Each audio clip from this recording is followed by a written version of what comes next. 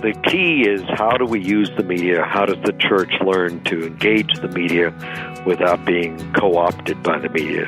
As a good friend of mine, Al Cassius, says, we need more Christians in Hollywood, but less Hollywood in the Christians.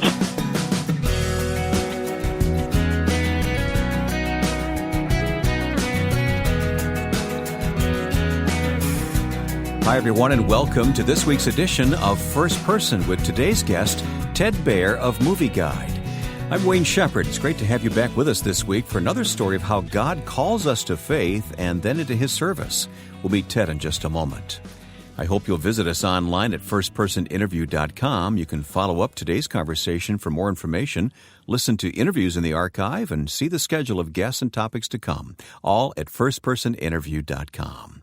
Also, follow us on Facebook to interact with other listeners and see the latest news. Go to facebook.com/firstpersoninterview. Ted Baehr has an unusual calling from the Lord. His ministry is to those in Hollywood where there's more going on spiritually for the Lord than you might think.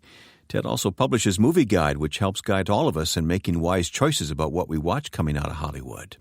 Ted and I talked on the phone recently, and I started by asking him about the family he grew up in.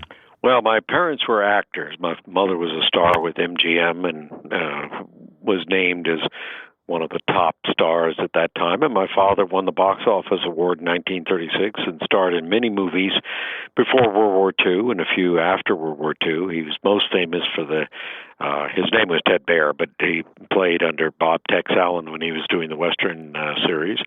And so I grew up in Broadway after World War II. He was on Broadway a lot of the time, and grew up outside of the faith, and came to Christ after somebody gave me a Bible after financing 5 sleazy feature films. One of them was part of the film that launched Oliver Stone's first movie career. So that was back in 1974, 75, so a long time ago. Someone actually gave you a Bible, and that was the catalyst. Well, what happened was that I grew up, on Broadway and doing things that we couldn't talk about on your radio program because you dropped me from the program, and being very left-wing. And somebody said, why do you have this attitude? I went to Dartmouth, Cambridge, University of Bordeaux, and Toulouse, University of Munich. And my father, because he was on Broadway, and my mother died when I was young, so he kept sending me to colleges and universities and NYU Law School. And I worked and started the environmental law department at NYU and all of this stuff. So somebody said, why are you so negative about Christianity? And said, could you just read the Bible and tell me what's wrong with it? And that took a little bit of time before I said yes to get away from him, and then the pressure mounted for several months, and then I started reading Matthew and said it's not coherent, all the begats, but I persisted, and God got me. It's always God. It's never us. Yeah. So it's always God who chooses us. It's always God who motivates us. It's always God who carries us through. And when I came to Christ, I started stopping by a church, a very wonderful church in New York, that Presbyterian church, that to pray, and the pastor, after a couple of months, asked me to drop by on Sunday, and I said, what do you do on Sunday? Which I should have known. So all of those things led me to go to seminary, and after seminary, I was elected to be head of the denominational organization that did The Lion, the Witch, and the Wardrobe on CBS television. We had 37 million viewers and won an Emmy Award, and then I said, it took them 26 years to launch that program. The average movie in Hollywood takes 13 years.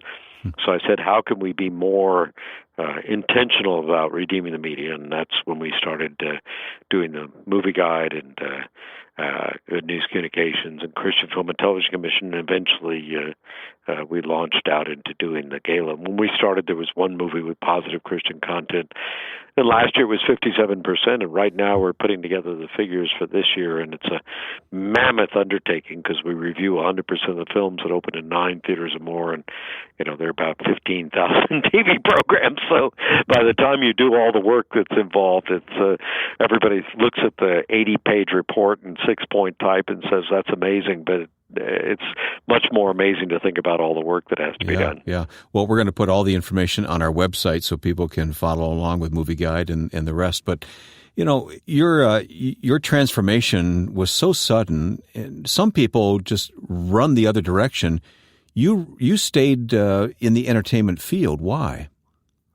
Well, first place, there's every mission field is wonderful, and it's wherever God calls you. So it's, God called me to this, and having grown up in it, having financed feature films, having done different parts when I was little, it was a natural. I mean, I just didn't leave the industry just because I came to Christ. Bloom where you're planted.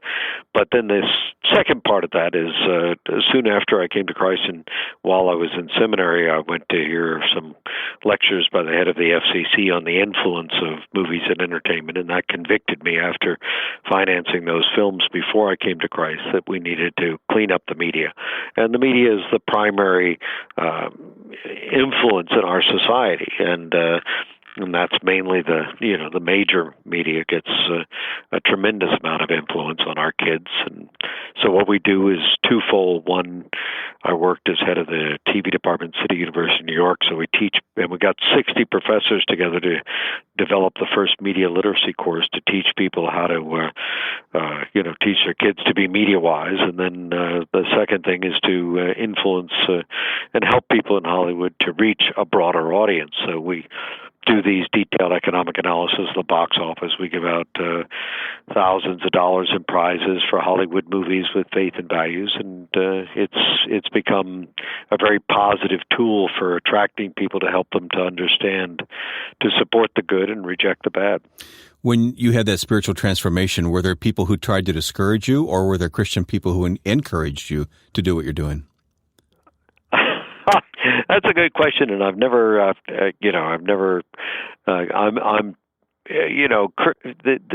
industry is always easier to deal with than of course the people of faith, because the people of faith who are wonderful in God's gift, and the church is the bride of Christ, and we love the church, and I do theology. I do it mainly for teenagers, and I was head of a department at Berkeley that did theology and all of that. But the fact of the matter is that the church is always trying to establish itself in society, and is worried about one, either becoming too strident, or two, becoming too antinomian, lawless. And that balance is always creating tensions, and those tensions have created fissures and disputes for years. And as Paul says very clearly in the Bible, it doesn't matter whether you have fights and quarrels as long as you don't split with one another. So I'd say the industry, but now when I started, the industry was very open, and they've always been open, and we get a lot of support in the industry. And sometimes you get people who are not aware of the biblical mandates against being mean-spirited, and so they will criticize, but they come and go. So that's the way life goes. Do you find that Hollywood in general, and we're speaking in generalities, of course, do you find that they scratch their head over people of faith? I don't think so. Hollywood is a very broad place. Looking at Hollywood is like Hollywood looking at the church. When Hollywood looks at the church, they look for people who wear collars and things like that. And when the church looks at Hollywood, they have some stereotype of Quentin Tarantino or somebody in Hollywood. But, at one point of the 6 major studios, the 5 of them who are healthy right now, 4 of them were headed up by Christians, or had Christians in the top 3 slots, and one of them was owned by the Japanese, and so that left one that was owned by people who weren't background in Christian faith. So a lot of the stereotypes are wrong. There's a lot of the people. I'm always amazed. One of my friends is the head of one of the biggest film finance companies, and he called me. I called him, actually. I sent him an email and said, why did you support one of the worst movies of the year, good old-fashioned Orgy? And he said, oh, that's the movie I told you I was going to be embarrassed by. So, they try to make money. Hollywood is very complex. It's very disparate. It's just like anybody in any community.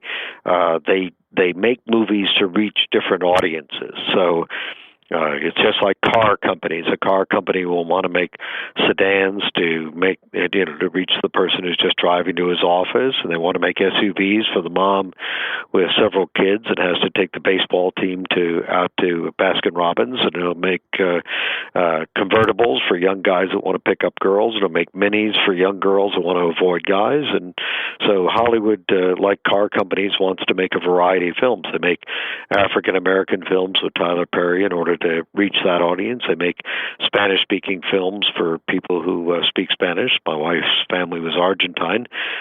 They somehow lump all those people together and put them into one box, but they try to reach different audiences. They try to reach the boys who want action and adventure, and the girls who want romance, and the moms and pops who want parental guidance, and all of those different groups.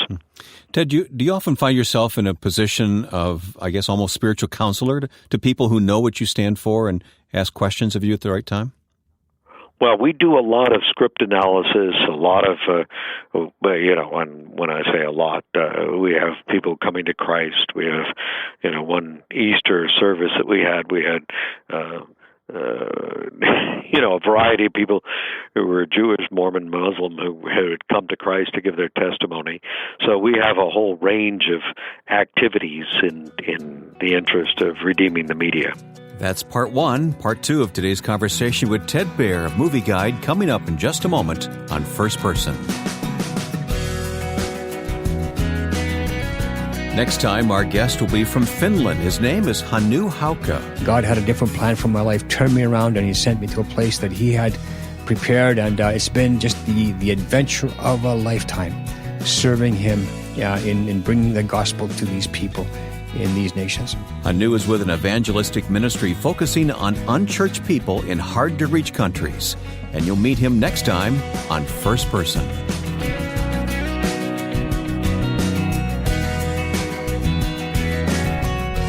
My guest on First Person today is Ted Baehr of Movie Guide. And Ted, I've known you for a long time, but we've never really sat down and talked together like we have the opportunity to do today. Now, I've heard you lecture on the history of film and the church, and that's fascinating to me. I don't think most people understand that there is a history there. Well, there's a history of film in the church, and there's a history of the church's relationship with entertainment and arts. All arts come from God.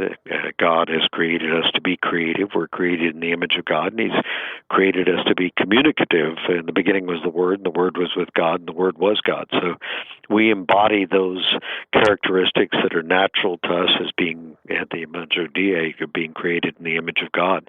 Now, that doesn't mean we aren't fallen and we misuse those, but throughout the centuries, great improvements in music or whatever, like the piano came up, and the Pope, one of the popes, banned the piano. And for years, what we have as modern drama was the mystery plays that were playing in the towns and the byways in England and all throughout Europe. And that was the way people got their gospel, because they couldn't read Latin. And the mystery play at York Minster would go on for 10 days, and it would start off with Adam and Eve and end up with Revelation, and do the whole Bible. And in Revelation, they'd have a big cauldron, and they'd have phony flames, and people would be thrown into the pit of darkness. So the whole thing was portrayed. Then I think that was outlawed by, priests felt that it was competing with their sermons, which probably weren't as good as they could have been. So Pope Innocent III outlawed the mystery plays, and the guys who were creating them, being created in the image of God to be creative and communicative, then went off and started doing plays in the bars and the highways and the byways, and became very salacious. So the church needs to have a look at what it can do to encourage the arts, like it did in the Renaissance, even with people like Michelangelo, who weren't necessarily the best people in the world, but they created some of the most beautiful art in the world. Yeah. And in the movie industry itself, Thomas Edison tried to give the rights to the motion picture projector to his church, a Presbyterian church in New Jersey, and they didn't take it. Wait a minute. Tell me that story again. What happened? Thomas Edison was trying to give the rights, the trademark or the copyright to the motion picture camera to his local Presbyterian church, and the first radio station was done in a church in Pittsburgh. Yeah, sure. And the television was invented by, we can argue about his Christianity, but he thought he was being invented for educational purposes by a farmer in the West. So all of those, God is always the one who inspires creation. And the question is, what do you do about it? I mean, the guy who invented color TV, who wanted it used for educational purposes, was so depressed by the way it was used that he finally died by driving into one of the bridge abutments on a freeway. So the key is, how do we use the media? How does the church learn to engage the media without being co-opted by the media? As a good friend of mine, Al Cassius, says, we need more Christians in Hollywood, but less Hollywood in the Christians.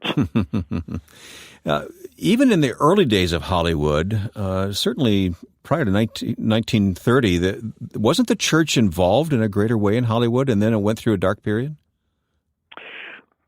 Well, that's another aspect of the story, and I sorry if I went off on a different tangent there. The other aspect of the story is the beginning of movies. 1897, there was a Passion play done by the Lumiere brothers, and then 1898 were 3 Christian dramas, and by 1914, most of the movies were being shown in churches. So you can buy a wonderful book written by a friend of mine, and probably a friend of yours, who called The Silence, Silents, of God, talking about how the fact in 1914 the movie companies, producers showed their movies to all the churches at a gathering of all the churches, sort of like the National Council of Churches in Columbus, Ohio. And it was the biggest screen that was ever built. But then the next year, the theater owners, who had come from the Nickelodeon and the arcade business, protested, and they said, if you're going to show it in churches, we won't show it in the theaters. So the production companies had a difficult task, and from 1915 to about 1930, there was a lot of debauchery in movies. And then in the early 30s, 3 guys from St. Louis, Joseph Breen, Martin Quigley, and Daniel Day-Lord, came in and talked with Jack Warner and said, we can help you reach a broader audience by not offending people. How many empty seats do you want at the theater? And they started the Catholic Film Office, the Protestant Film Office, and so from 1933 to 1966, you had the major church film offices, and 100% of the films were at least something you could take any child to see. You may not want to, but they were broad audience.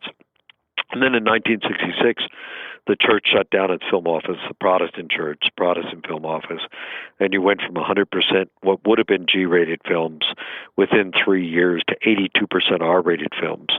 You went from The Greatest Story Ever Told to the first X-rated film, from The Sound of Music for the first Sex and Satanism film, from Mary Poppins to the first ultra-violent film. So, within the church, leaving Hollywood produced a tremendous decay of entertainment. Yeah. But in the last decade and more, we've seen a lot of good things happen. There's been many films come out that Christians in general can accept wholeheartely.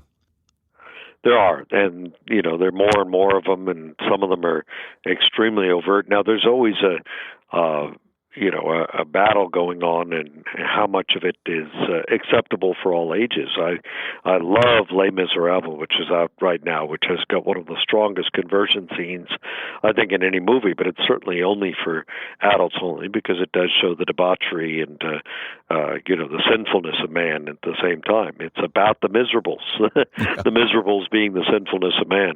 So you're not going to take a young child there. So I would urge families always to be cautious of what they see. Hollywood is always struggling of how to tell good stories. I had the guy who was the producer of The Godfather, who said that he had a conversion experience, and he sent me a script that he had done to analyze on Ben-Hur. Ben-Hur's been done many times, by the way, including the silent versions. And I talked to him about one scene which looked very salacious, and he said, "Oh, you need that in a movie to sell the movie." I said, "No, because this is really a church movie, and this is the story of the Christ." So you're always engaged in that dialogue of Hollywood trying to figure out how to reach an audience. Well, let's talk specifically about Movie Guide and what you're doing. What is your vision? What's the mission that you're trying to accomplish, Ted? Well, Movie Guide is part of the mission. The mission is to redeem the media, and the motivating factor on there is to hopefully return to a new golden age, to have what we would say if we were theologically minded, to have renewal and revival take place in the entertainment industry. And we're seeing a lot of good things happen, as you pointed out in your last question. But Movie Guide is a tool there. One, it helps parents and children choose the good and reject the bad, and gives them a heads up. We don't do thumbs up or thumbs down. We give people enough information to make their own wise choices, and hopefully we help them develop discernment. One of our staff officers said, "Why don't we just tell them go or not go?" And I said, "No, because we want people to start thinking about what they're seeing and start making wise decisions." Then the other side of it is to collect data so that we can do the report to the entertainment industry. And then the outreach in Hollywood is the Christian Film and Television Commission that does the gala. And then the outreach to families on a deeper level is the Culture-Wise and Media-Wise family, with the tools to teach parents how to teach their kids to be media-wise. And we're doing now an 8-week course for churches so that they can make it as simple as possible to teach their congregations how to be media-wise, how to want to choose the good and reject the bad without a lot of supervision and a lot of negative nabobbing. I read one of your blogs recently where you seem to be surprised and happy that someone that you never would expect to reach out to you did reach out to you and invited you to a party and was very pleasant towards you and all that. Does that happen very often? Happens every day. Really? So, today we have to go to a big award ceremony in Hollywood where we will have, some of the top major producers, writers, and directors. So, let's see, we've got, last year there was Ben Affleck who was there, Christian Bale. I said hello to, I was talking to Steven Spielberg and other people that I've known for a long time. You'll have almost all the big names in Hollywood there, including some of them that we wish would get their act together, like Quentin Tarantino. You must think about your role as salt and light in what you do.